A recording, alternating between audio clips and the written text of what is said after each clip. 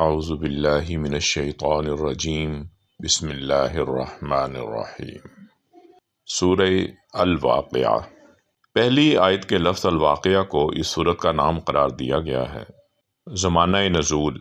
حضرت عبداللہ بن عباس نے سورتوں کی جو ترتیب نزول بیان کی ہے، اس میں وہ فرماتے ہیں کہ پہلے سورہ طٰہٰ نازل ہوئی، پھر الواقعہ، اور اس کے بعد الشعراء۔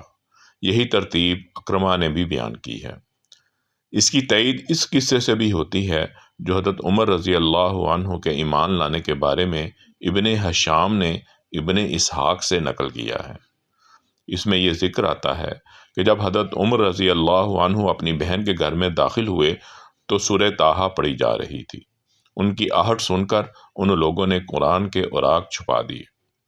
حضرت عمر رضی اللہ عنہ پہلے تو بنوئی پر پل پڑے، اور جب بہن ان کو بچانے آئیں تو ان کو بھی مارا، یہاں تک کہ ان کا سر پھٹ گیا۔ بہن کا خون بہتے دیکھ کر حضرت عمر رضی اللہ عنہ کو سخت ندامت ہوئی، اور انہوں نے کہا، اچھا مجھے وہ صحیفہ دکھاؤ جسے تم نے چھپا لیا ہے، دیکھوں تو صحیح اس میں کیا لکھا ہے۔ بہن نے کہا، آپ اپنے شرک کی وجہ سے نجس ہیں، اس صحیفے کو صرف پاک آدمی ہی ہاتھ لگا سکتا ہے۔ چنانچہ حضرت عمر رضی اللہ عنہ نے اٹھ کر غسل کیا، پھر اس صحیفے کو لے کر پڑھا۔ اس سے معلوم ہوا کہ اس وقت سورہ واقعہ نازل ہو چکی تھی، کیونکہ اسی میں آیت لا یمسح الا المطہرون وارد ہوئی ہے، اور یہ تاریخی طور پر ثابت ہے کہ حضرت عمر رضی اللہ عنہ ہجرت حبشہ کے بعد 5 نبوی میں ایمان لائے۔ اس سورت کا جو موضوع ہے وہ آخرت ہے، توحید اور قرآن کے متعلق کفار مکہ کے شبہات کی تردید ہے۔ وہ سب سے زیادہ جس چیز کو ناقابل یقین قرار دیتے تھے وہ یہ تھی کہ کبھی قیامت برپا ہوگی جس میں زمین و آسمان کا سارا نظام درہم برہم ہو جائے گا، اور پھر تمام مرے ہوئے انسان دوبارہ اٹھائے جائیں گے، ان کا محاسبہ ہوگا، اور نیک انسان جنت کے باغوں میں رکھے جائیں گے اور گناہ گار انسان دوزخ میں ڈالے جائیں گے۔ ان کا کہنا یہ تھا کہ یہ سب خیالی باتیں ہیں جن کا عالم واقعہ میں پیش آنا غیر ممکن ہے۔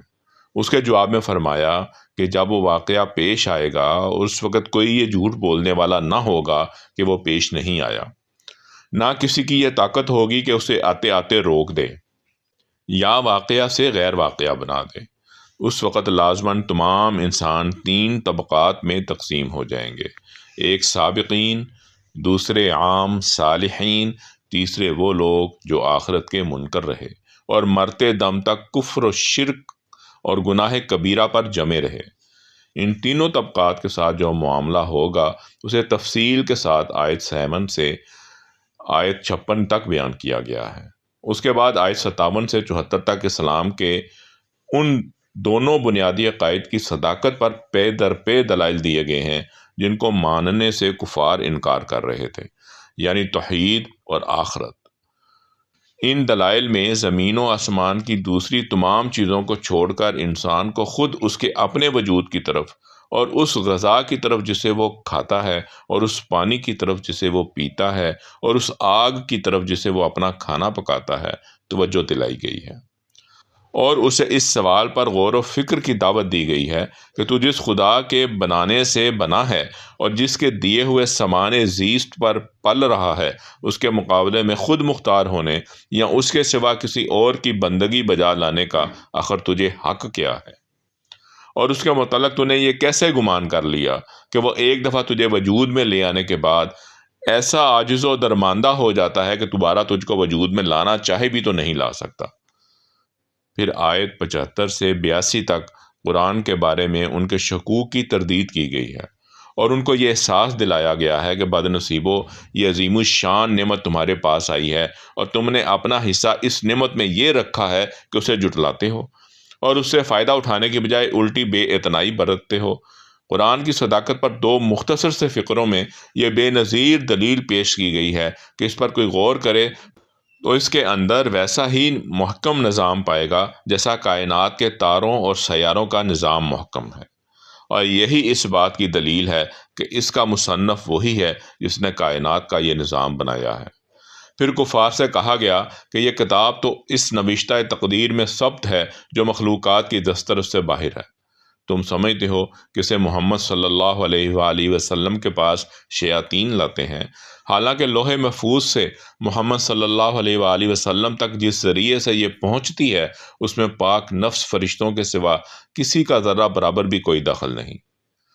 آخر میں انسان کو بتایا گیا ہے کہ تو کتنی ہی لن ترانیاں ہانکے اور اپنی خود مختاری کے گھمنڈ میں کتنا ہی حقائق کی طرف سے اندھا ہو جائے، مگر موت کا وقت تیری آنکھیں کھول دینے کے لیے کافی ہے۔ اس وقت تو بالکل بے بس ہوتا ہے، اپنے ماں باپ کو نہیں بچا سکتا، اپنی اولاد کو نہیں بچا سکتا، اپنے پیروں اور پیشواؤں اور محبوب ترین لیڈروں کو نہیں بچا سکتا، سب تیری آنکھوں کے سامنے مرتے ہیں اور تو دیکھتا رہ جاتا ہے۔ اگر کوئی بالا تر طاقت تیرے اوپر فرما روا نہیں ہے اور تیرا یہ زوم درست ہے کہ دنیا میں بس تو ہی تو ہے، کوئی خدا نہیں ہے، تو کسی مرنے والے کی نکلتی ہوئی جان کو پلٹا کیوں نہیں لاتا؟ جس طرح تو اس معاملے میں بے بس ہے، اسی طرح خدا کے محاسبے اور اس کی جزا و سزا کو بھی روک دینا تیرے اختیار میں نہیں ہے۔ تو خواہ مانے یا نہ مانے، موت کے بعد ہر مرنے والا اپنا انجام دیکھ کر رہے گا۔ اعوذ باللہ من الشیطان الرجیم، بسم اللہ الرحمن الرحیم۔ جب واقع ہونے والی واقع ہو جائے گی، اس کے واقع ہونے میں کچھ جھوٹ نہیں ہے۔ وہ پست کرنے والی بلند کرنے والی ہوگی، جبکہ زمین ہلا ڈالی جائے گی اور پہاڑ ٹوٹ کر ریزہ ریزہ ہو جائیں گے، پھر وہ پراگندہ غبار بن جائیں گے اور تم لوگ 3 قسم کے ہو جاؤ گے۔ پھر دائیں والے، پس کیا خوب ہیں دائیں والے، اور بائیں والے کیسے برے لوگ ہیں بائیں والے، اور آگے والے تو آگے والے ہی ہیں۔ وہ مقرب لوگ ہیں، نعمت کے باغوں میں ان کی بڑی تعداد اگلوں میں سے ہوگی اور تھوڑے پچھڑوں میں سے ہوں گے۔ جڑاؤ تختوں پر تکیہ لگائے آمنے سامنے بیٹھے ہوں گے، پھر رہے ہوں گے ان کے پاس بچے ہمیشہ رہنے والے، آب خورے اور کوزے لیے ہوئے اور پیالہ صاف شراب کا۔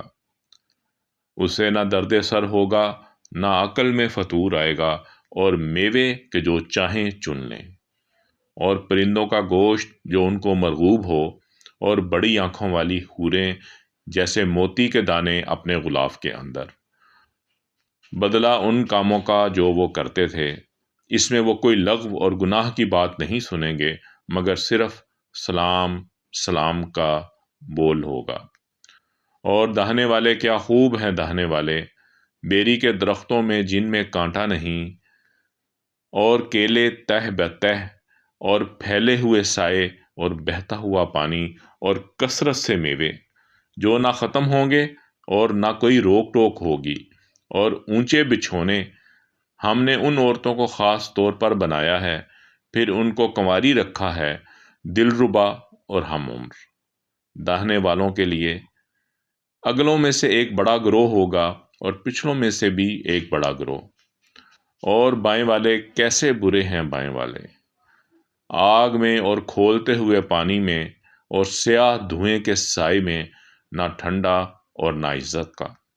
یہ لوگ اس سے پہلے خوشحال تھے، اور وہ بھاری گناہ پر اصرار کرتے رہے، اور وہ کہتے تھے کہ جب ہم مر جائیں گے اور ہم مٹی اور ہڈیاں ہو جائیں گے تو کیا ہم پھر اٹھائے جائیں گے، اور کیا ہمارے اگلے باپ دادا بھی؟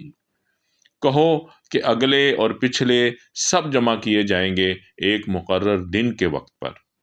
پھر تم لوگ اے بہکے ہوئے اور جھٹلانے والے زقوم کے درخت میں سے کھاؤ گے، پھر اس سے اپنا پیٹ بھرو گے، پھر اس پر کھولتا ہوا پانی پیو گے، پھر پیاسے اونٹوں کی طرح پیو گے۔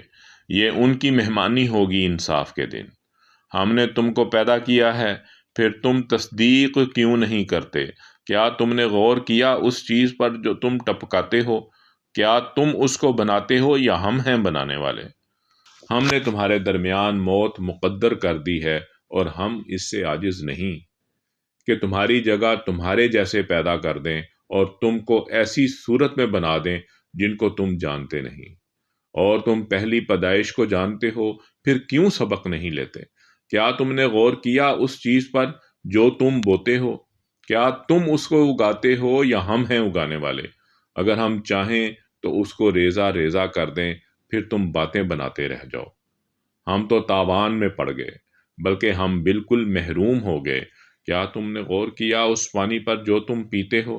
کیا تم نے اس کو بادل سے اتارا ہے یا ہم ہیں اتارنے والے؟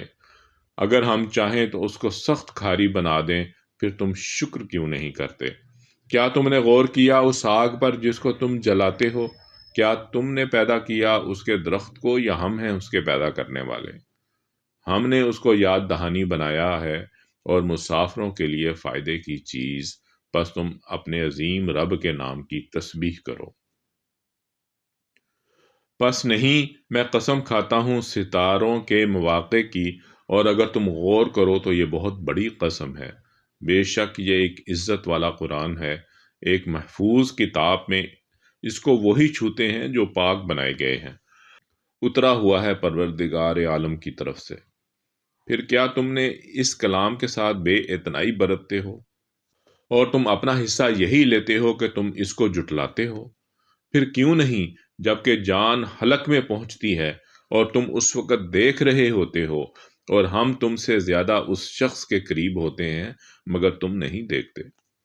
پھر کیوں نہیں، اگر تم محکوم نہیں ہو تو تم اس جان کو کیوں نہیں لوٹا لاتے اگر تم سچے ہو؟ پس اگر وہ مقربین میں سے ہو تو راحت ہے اور عمدہ روزی ہے اور نعمت کا باغ ہے، اور اگر وہ اصحاب یمین میں سے ہو تو تمہارے لیے سلامتی، تو اصحاب یمین میں سے ہے، اور اگر وہ جٹلانے والے گمراہ لوگوں میں سے ہو تو گرم پانی کی ضیافت ہے اور جہنم میں داخل ہونا بے شک یہ قطعی حق ہے۔ بس تم اپنے عظیم رب کے نام کی تسبیح کرو۔ صدق اللہ العظیم۔